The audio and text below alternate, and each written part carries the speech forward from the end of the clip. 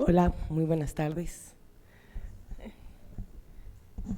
Bueno, muchísimas gracias por todavía estar aquí, por aguantar todavía el tercer día, la última conferencia.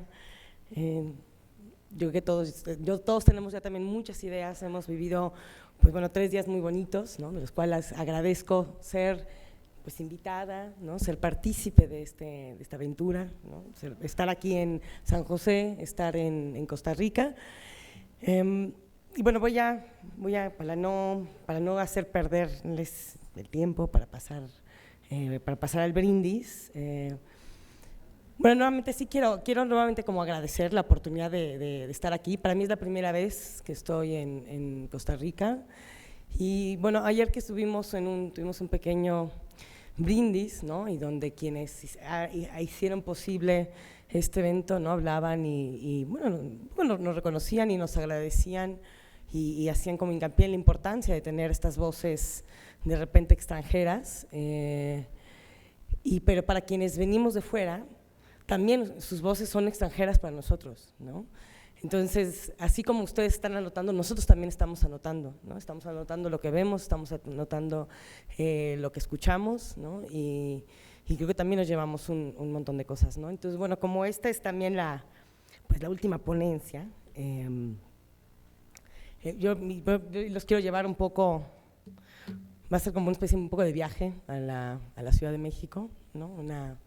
Ya en la última ponencia, imaginémonos que estemos en la Ciudad de México y de veras si inclusive quienes conozcan o hayan hablado de la Ciudad de México, pues sí les pido tal vez que hasta inclusive cerremos los ojos porque esto va a ser un poco una especie de inmersión, no necesariamente para estar ahí, pero para entender lo que significa tal vez trabajar con las ciudades, ¿no? con las ciudades y en la complejidad tal vez de lo urbano en nuestra contemporaneidad, ¿no? Entonces yo les voy a compartir una serie de proyectos y de ejercicios que tienen que ver con el pensar la ciudad desde su territorio espacial, ¿no? Entonces las ciudades que nuevamente cada vez son más complejas, que son más difíciles de representarse, de planearse y de discutirse, ¿no? Las ciudades que son ya parte de un ejercicio ciudadano que está clarísimo, ¿no? Entonces, con esto nuevamente, pues, la Ciudad de México es donde vivo yo, ¿no? Una ciudad de 8.9 millones de habitantes, como en conjunto los 16 municipios que la integran y como zona metropolitana 22, una ciudad de 150,000 hectáreas, que de hecho son números que compartimos con una ciudad que se parece mucho ahora a mi segunda ciudad, que es Sao Paulo, ¿no? Y en ese contexto que quiero compartirles las preguntas que siempre han acompañado mi práctica, ¿no? Que mi práctica tanto como funcionaria como externa dentro del gobierno, pero siempre con un brazo en el servicio público. O sea, creo que el urbanismo es un ejercicio social y es un ejercicio de lo público, y quienes podemos tal vez estar en los espacios, hemos tenido la oportunidad de estar en lo público, es de altísima responsabilidad. Ahí yo estoy pasándola sin saber, ¿no? Entonces, bueno, las preguntas, ¿no? Está claro y lo hemos visto durante estos días, que pensar en lo urbano nuevamente es un ejercicio complejo, que el territorio cada vez tiene más capas de estudio, ¿no? Que tal vez la simplificación que vivimos en los 50 en el modernismo, hoy en día evidentemente ya no es válida, ¿no? Hablamos de la infancia, hablamos de los ríos, ¿no? Hablamos de las leyes, hablamos de las mujeres, hablamos de la movilidad y el desarrollo orientado al transporte, hablamos del espacio público, hablamos de los barrios visibilizados, hablamos de la planeación. Entonces, en ese entendimiento cada vez más sistémico, cada vez más de repente como intangible, inaprehensible, que también es parte de la nueva condición de vivir las ciudades y ciudades metropolitanas, megaciudades, ¿no? ¿Cómo las entendemos y cómo aprendemos su espacio? Ese espacio físico, ese espacio concreto que de repente un poco lo olvidamos, ¿no? Ese espacio de la representación, pero también del espacio vivencial. ¿Cuáles son las escalas del pensamiento y cómo representamos estas dimensiones? ¿Con qué herramientas podemos navegar y analizar el espacio? La ciudad, también como un bien colectivo, que es algo que se ha discutido mucho aquí, ¿no? Exige una co-creación y una responsabilidad colectiva de todos.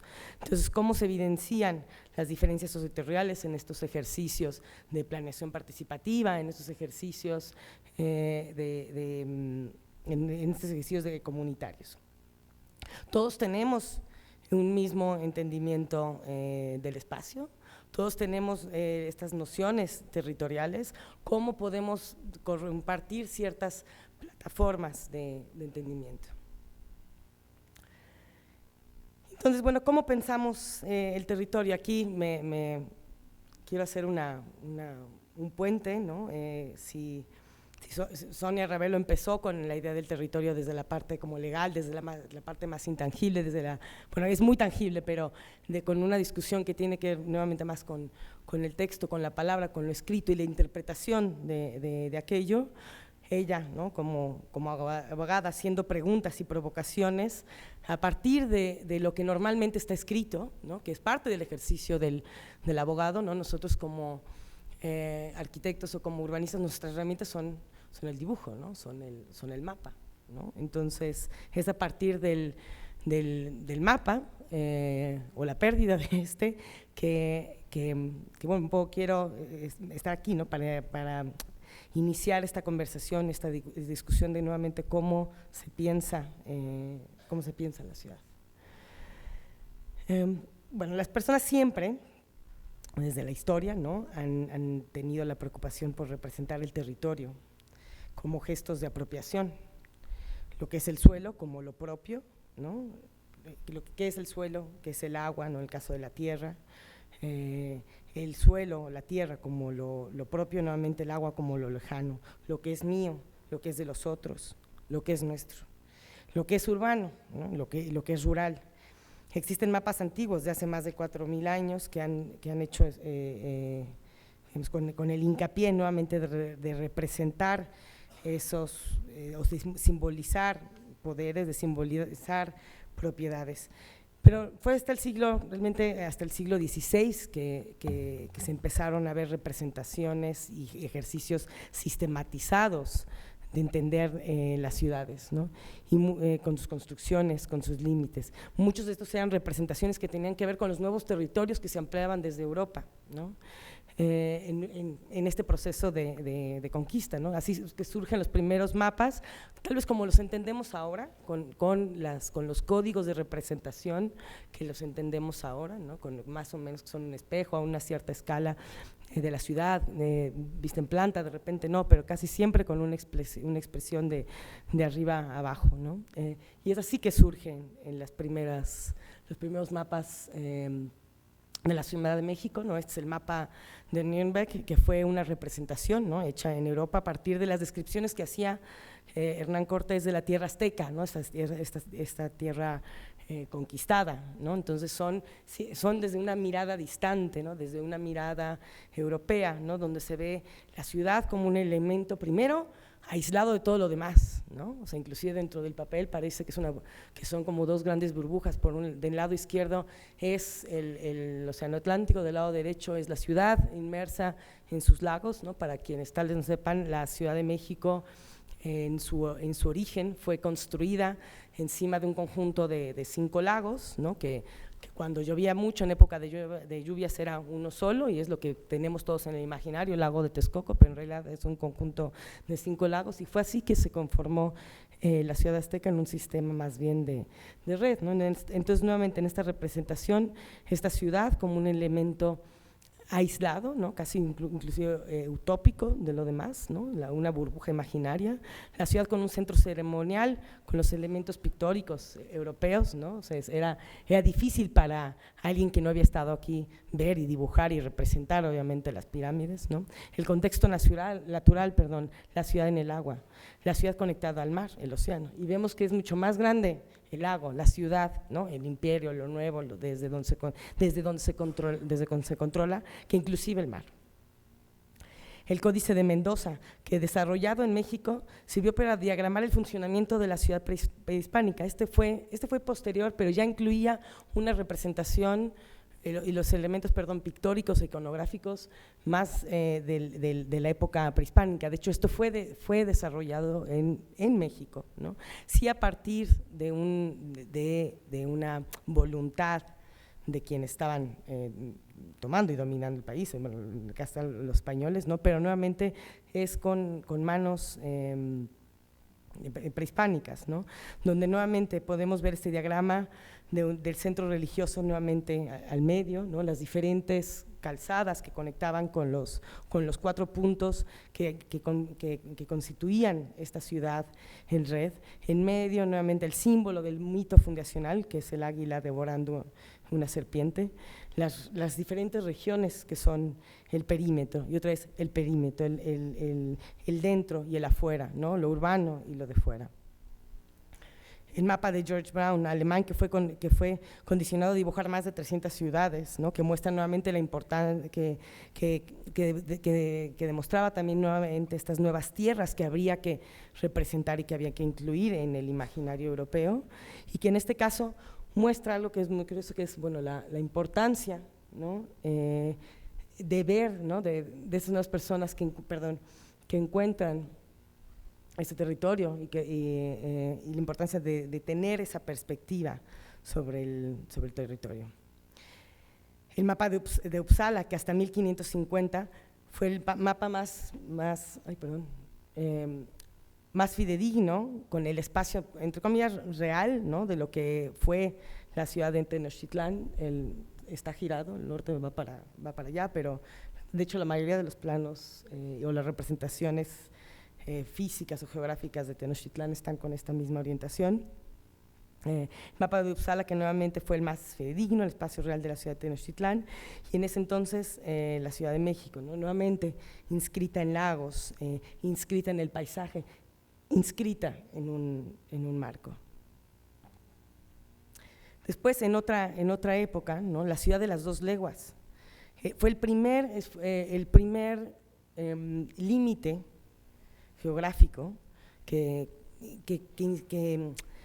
le daba esta connotación legal a la Ciudad de México, ¿no? Que estaba inscrita nuevamente por referencias geográficas que determinaban, más bien esta representación se ayudaba de estas referencias geográficas para tener un poco la noción de qué era lo que inscribía esta circunferencia. Una circunferencia arbitraria, pero nuevamente que organizaba este paisaje natural, que como aquí también de los volcanes, el paisaje de los lagos, el paisaje de los ríos. Esta misma ciudad donde el paisaje entra de repente en la ciudad, ¿no? Ya de una manera tal vez menos forzada, donde por cierto los lagos desaparecen, van desapareciendo, no casi en su totalidad, pero donde el límite aún es un sistema de referencia, no se ve, tal vez no lo ven claramente, pero detrás sigue estando esta referencia de la circunferencia de las 2 leguas. Entra un nuevo límite, es el límite definido por las cumbres de las montañas, ¿no? Que es que es la mayoría que son los límites geográficos que normalmente, no necesariamente, pero que normalmente definen e inscriben ciertos o delimitan ciertos territorios y ciertas urbanizaciones. En este caso, nuevamente, las cumbres al norte y al sur, que definen esta condición de valle, ¿no? Que inscribían también estos lagos.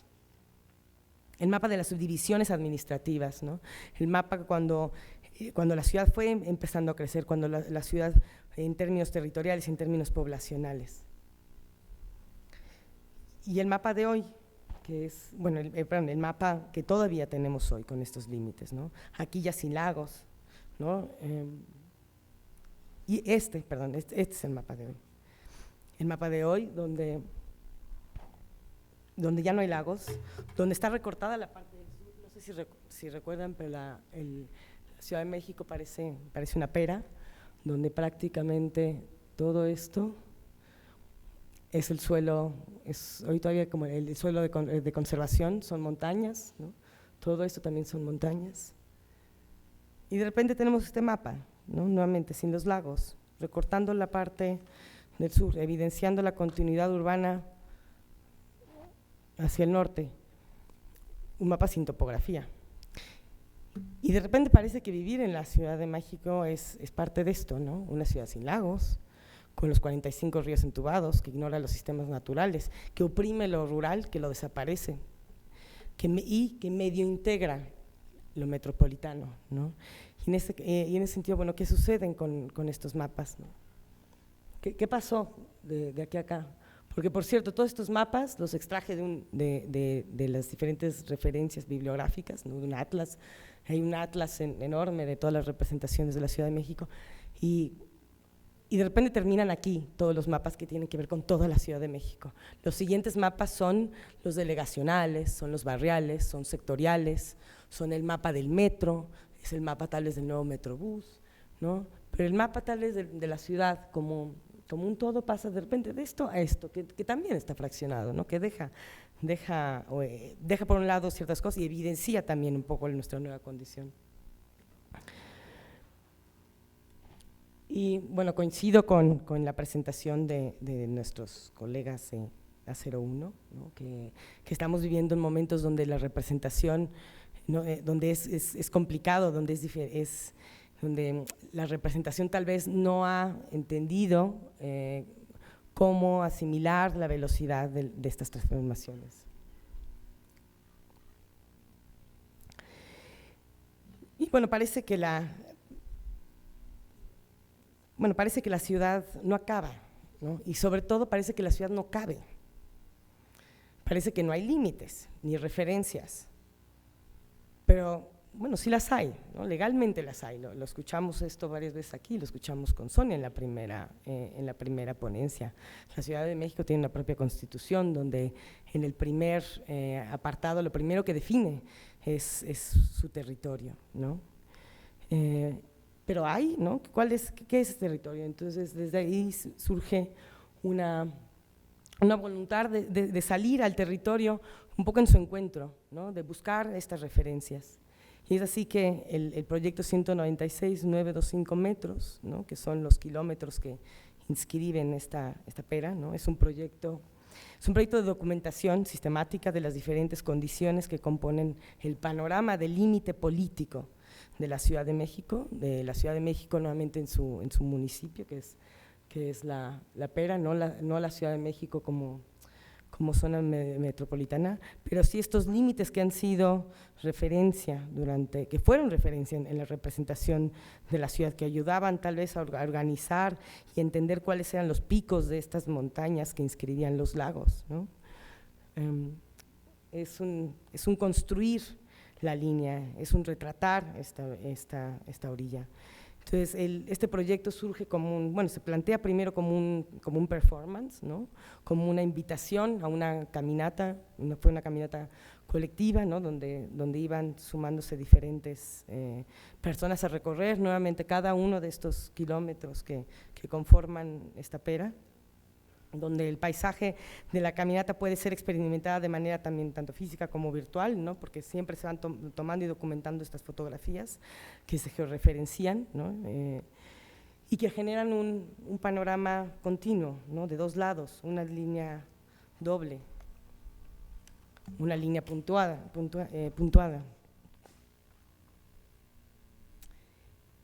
Y al mismo tiempo que es un performance, que es una manera de estar en el espacio, de ir en búsqueda literal de esas referencias, el proyecto también es una provocación, ¿no? que cuestiona al mismo tiempo estos mismos límites políticos, ¿no?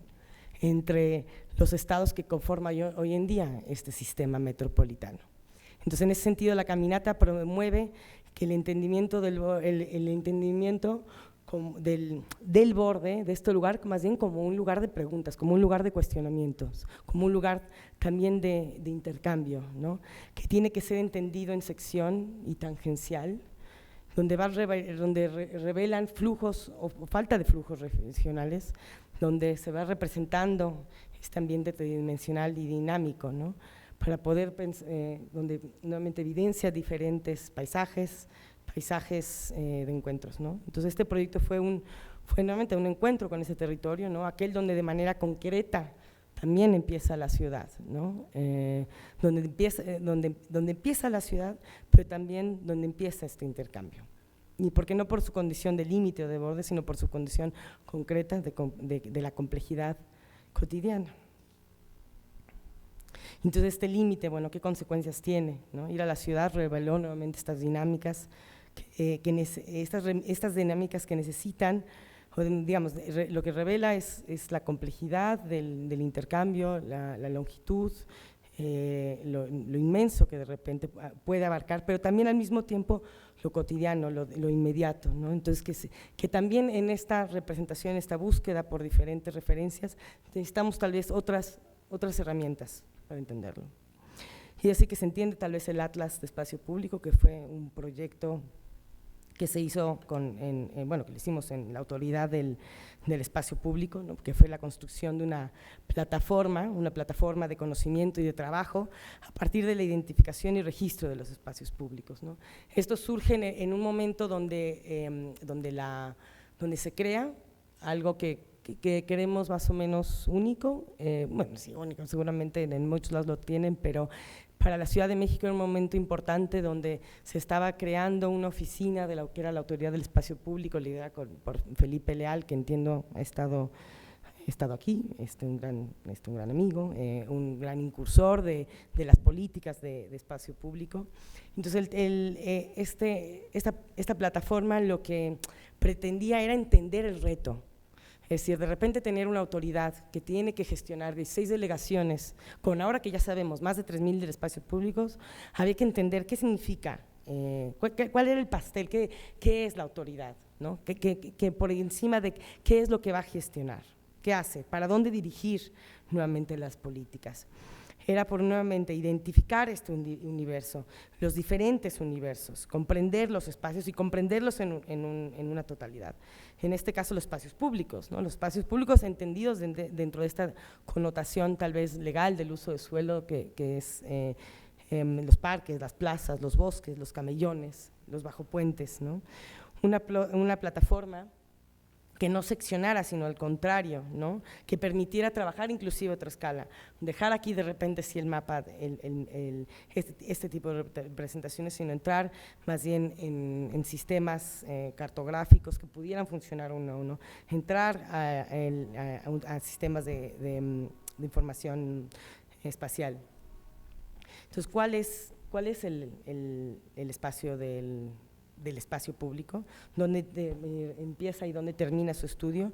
Y es así que decidimos primero entender que el espacio público tenía tres, al menos en ese momento, tres escalas de incidencia: uno la plaza, el parque, otro su ámbito inmediato y otro su radio peatonal, y que eran en esas tres escalas que tendríamos que estudiar cada uno.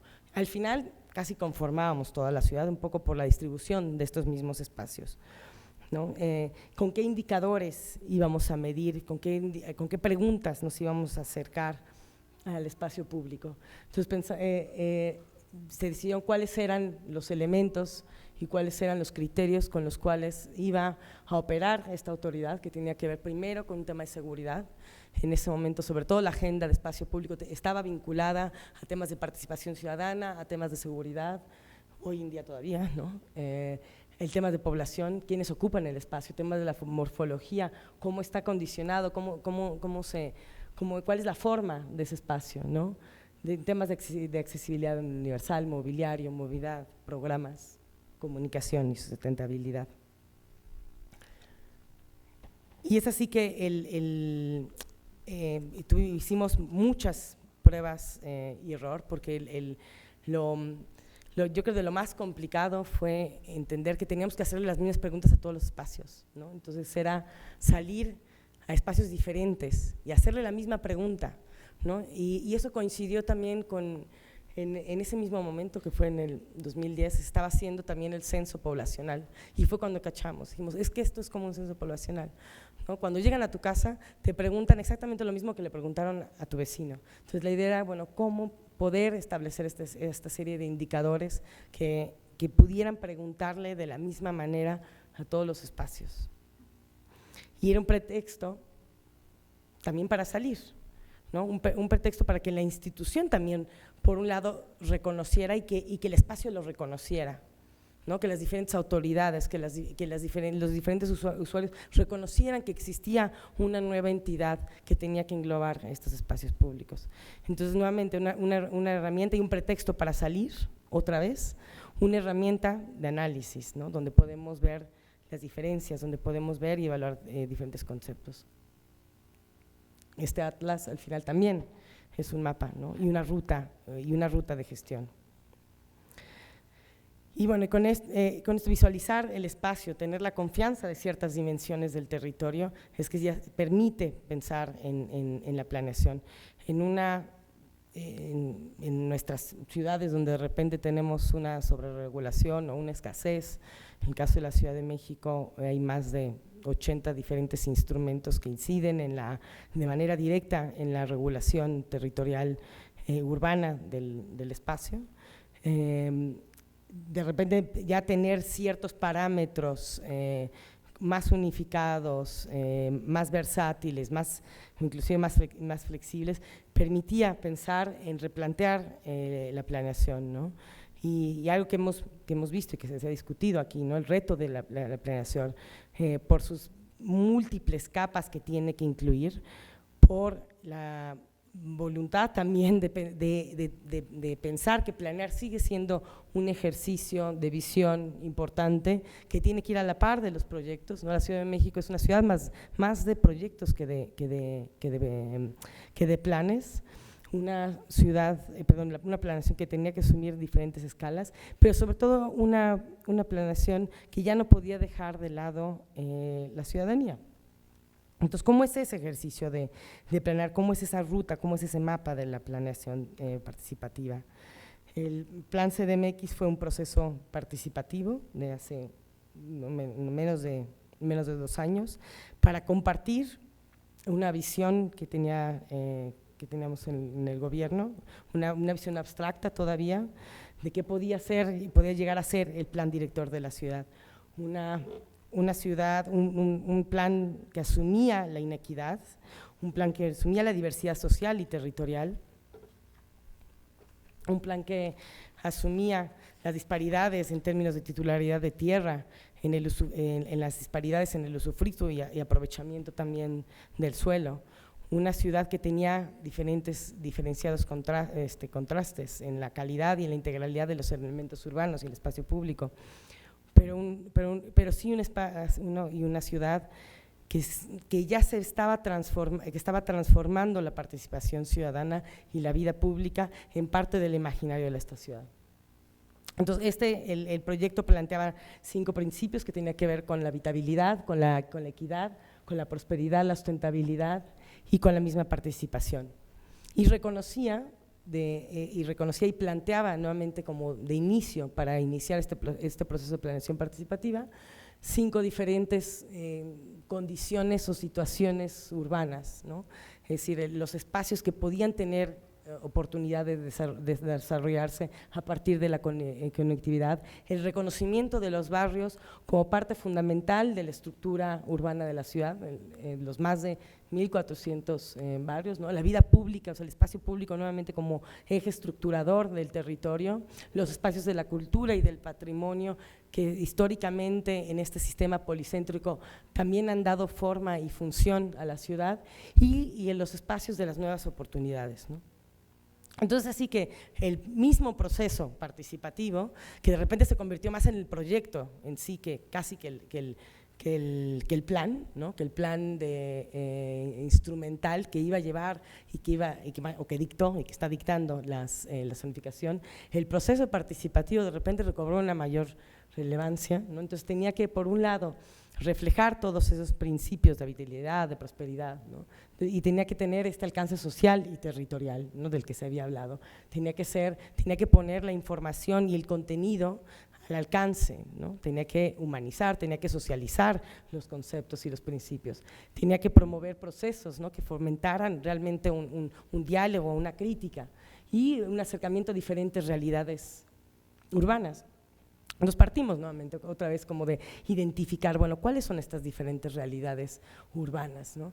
Y fue un ejercicio que si bien ya había tenido previamente una etapa de convocatoria, esta parte, esta etapa pues no solamente de la consulta pública, sino el proceso de planeación participativa, nuevamente fue un ejercicio de ir en búsqueda ahora de estas diferentes condiciones socioterritoriales, ¿no? Era una estrategia de hacer que la participación fuera un ejercicio itinerante, que fuera un ejercicio que nuevamente reconociera estas diferentes realidades urbanas y que fueran nuevamente al encuentro de eso, ¿no? Entonces primero hubo todo un trabajo también de traducción, ¿no? De herramientas, ¿no? Y de ir primero por un lado a estos lugares donde son puntos de referencia, ¿no? Donde son puntos de encuentro, como por ejemplo el centro histórico de la ciudad, o esta es la Plaza Delegacional de Iztapalapa, que es una de las delegaciones o de los como una de las subdivisiones administrativas en la Ciudad de México con mayor población y con mayor peso político, en las universidades, en el metro, ¿no? Entonces entrar al metro, donde el metro lo utilizan más de 4 millones de personas al día, ¿no? Entonces, ¿cómo llegar a estas personas que normalmente tampoco no están en las organizaciones sociales, no están en un colegio de arquitectos, no están inclusive tal vez ninguna organización ni vecinal, ni de mujeres, pero que viven, que padecen o que tal vez disfrutan, pero casi siempre padecen más, ¿no? La estructura de la ciudad, ¿no?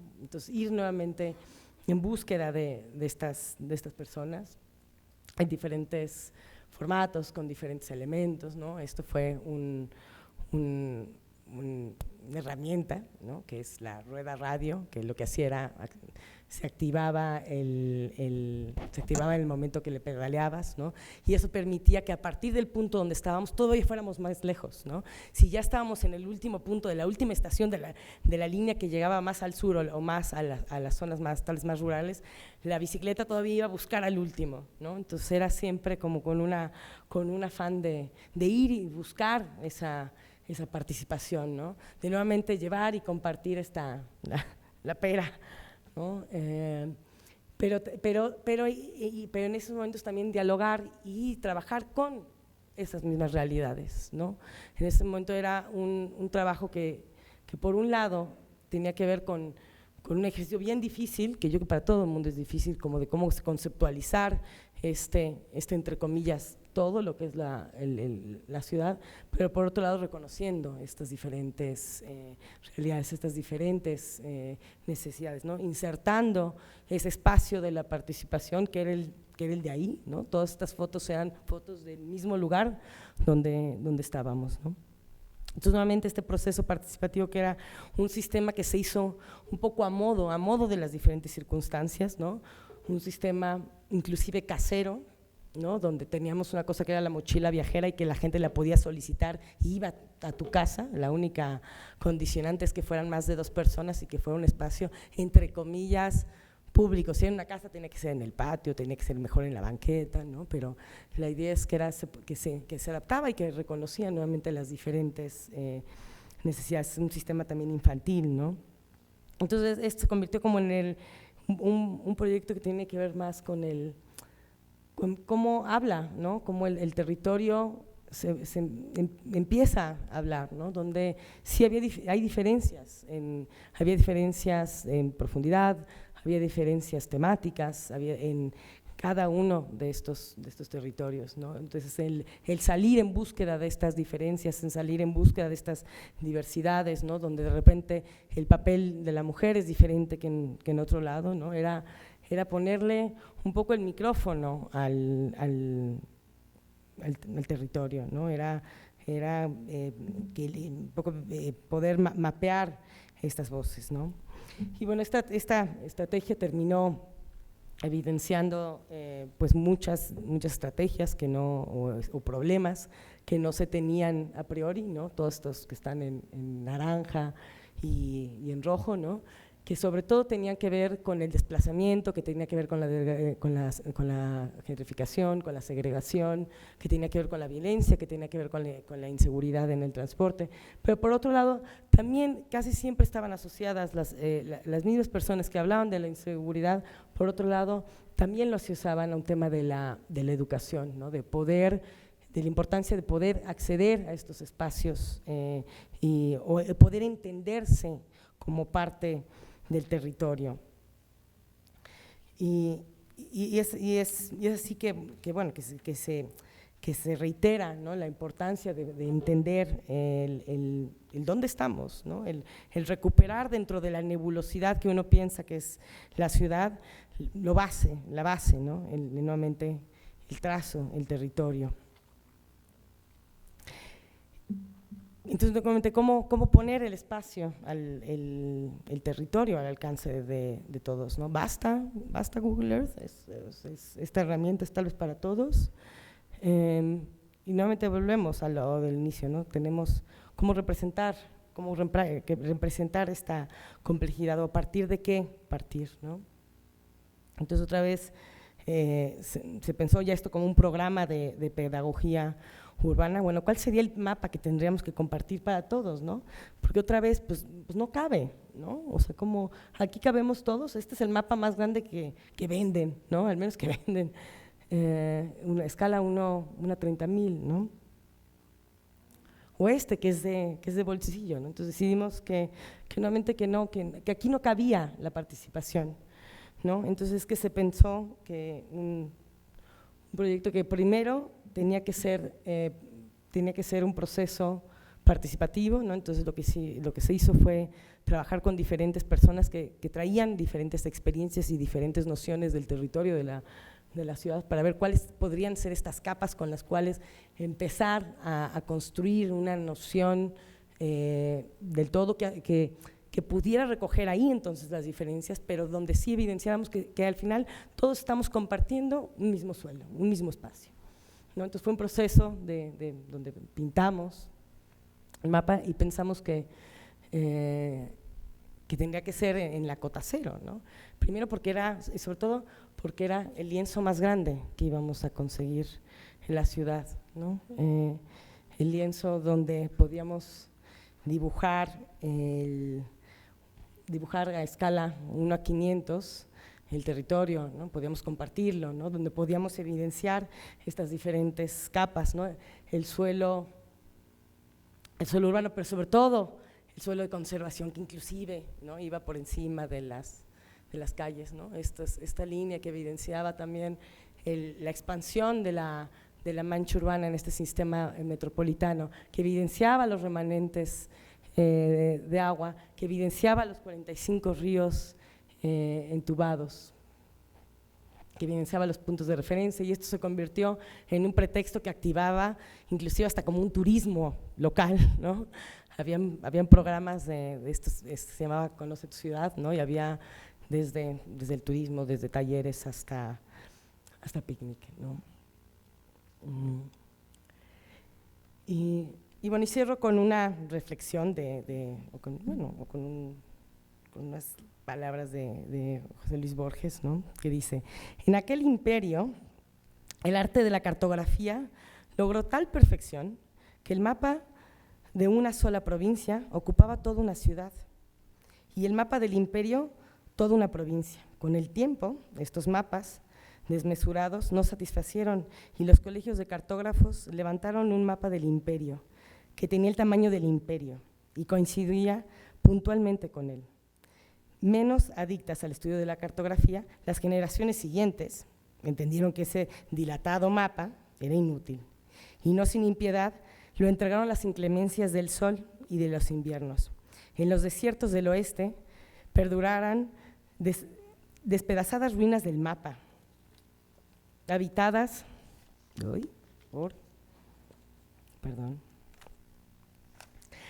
por animales y por mendigos. En todo el país no hay otra reliquia de las disciplinas geográficas. Gracias.